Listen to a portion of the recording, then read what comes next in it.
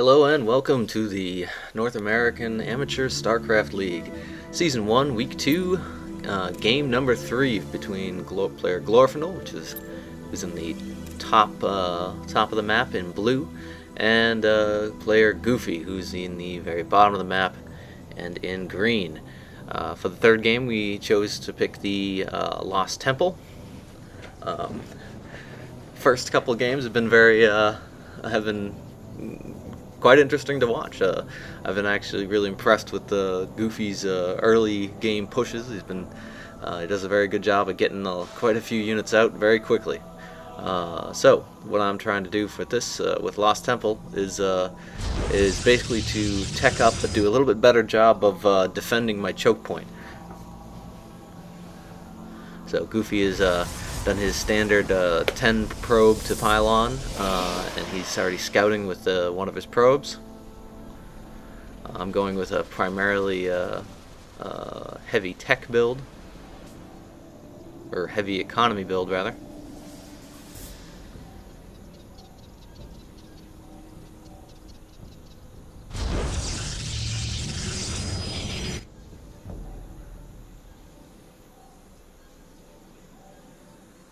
So as you notice, he's also saving up his chrono boost. This allows him that once that cybernetics core comes out, he can bombard it with chrono boosts.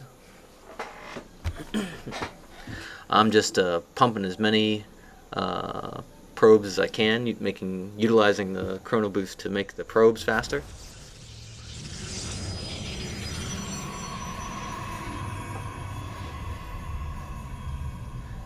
Alright, so he knows where I am. I sent out a probe just a little bit ago, so I'm going to go scout his base myself.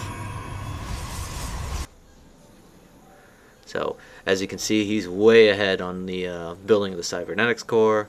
Already has his gateway out. I'm only now finally starting to get the cybernetics core. But in terms of resources, I have quite a bit of an advantage.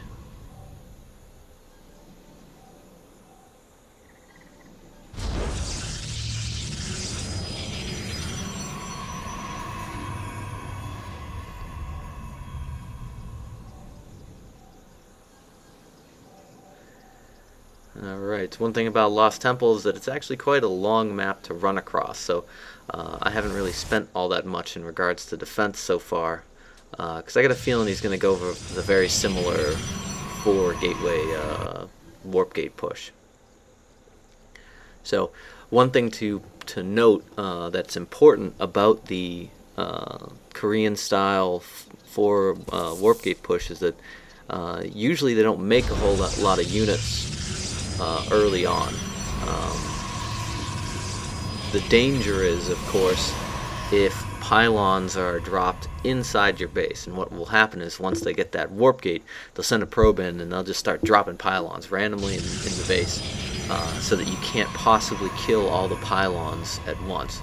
And the point of that is that once you get those pylons in, you can just start warping units inside the base, so you don't have to waste all that runtime. So I've made my first stalker. I've had it, I've actually sent my probes to basically follow his probe around to make sure he's not making any pylons in my base. And here's the important part, and I think honestly probably one of the big reasons, or a really difficult or bad thing or not bad thing, a bad play, but bad luck for him was me killing that probe, because now he's got to send another probe all the way up there to get after me.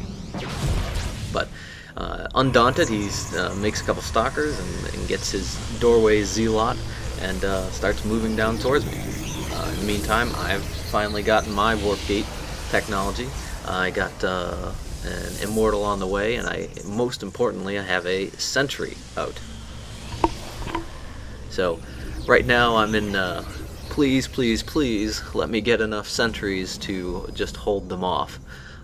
Typically, when you're going against like something like a Korean 4-gate, where you know the opponent's pushing as hard as they can to get to their base units as fast as they can, you can be pretty confident that they won't have things like blink and or any other special ability that would allow them to just bypass the ramp.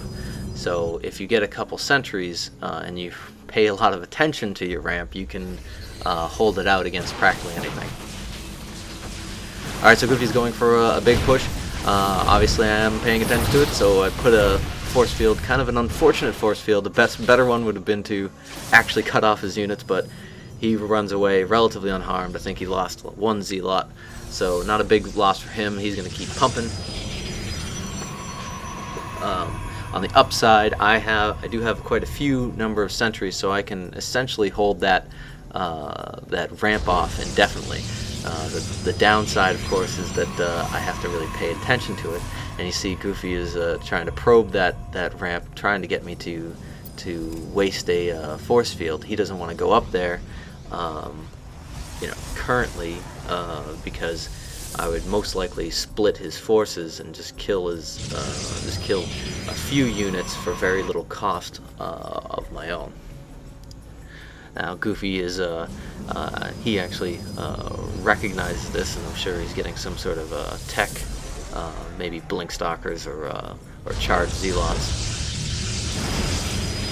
Again, trying to get an easy an easy force field out of me. It's important for me to not follow him at this point, because if he has any sentries, the reason why the ramp is so crucial for me can be equally as painful for me. If I run down that ramp and he's got a sentry and can place a force field behind my units, all of a sudden I'm trapped just as badly as his units would be trapped if they tried to move up it. It just so happened at the time he didn't have any sentries, so now that I have my observer out, I'm actually going to go poke around at him a little bit. Little missed opportunity there. I should have gotten that probe, but oh well. Again, should have gotten that probe, so a little bit of failure there, but it's okay. Everybody's fine. I'm now trying to build a Colossus, so now it's just a race against time. I'm hoping to get my Colossus out before he gets some sort of tech, either a blink stock or some sort of other tech that I'm not anticipating. Looks like he's actually going for the Z-lot leg charge. In the meantime, I'm just building as normal, trying to get my Colossus out.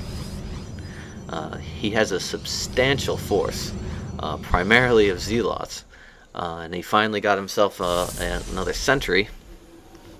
So now things are very dangerous. I cannot afford to follow him down that ramp even a little bit. Which they kind of auto did, so I ran them back. But I can't afford to go down that ramp because of his sentry now. If I go there now and he cuts me off, I'm pretty much out of luck. But here comes the Colossus, and it's about time to attack now. Colossus, you can't put the force field under, so I'm pretty much safe going forward. Gonna get a little damage in, moving up, and drop the force field. And now cut off all those units. All those units are in a very, very bad place. Oh man. There's so many of them, it actually took the full duration of the force field to kill them all. But so that was a really big push for me, and it was really rough going for Goofy. Goofy's gonna see that I do have the extended range, and he's gonna have to back off back to his base. Now at this point, Goofy's production is still very good. So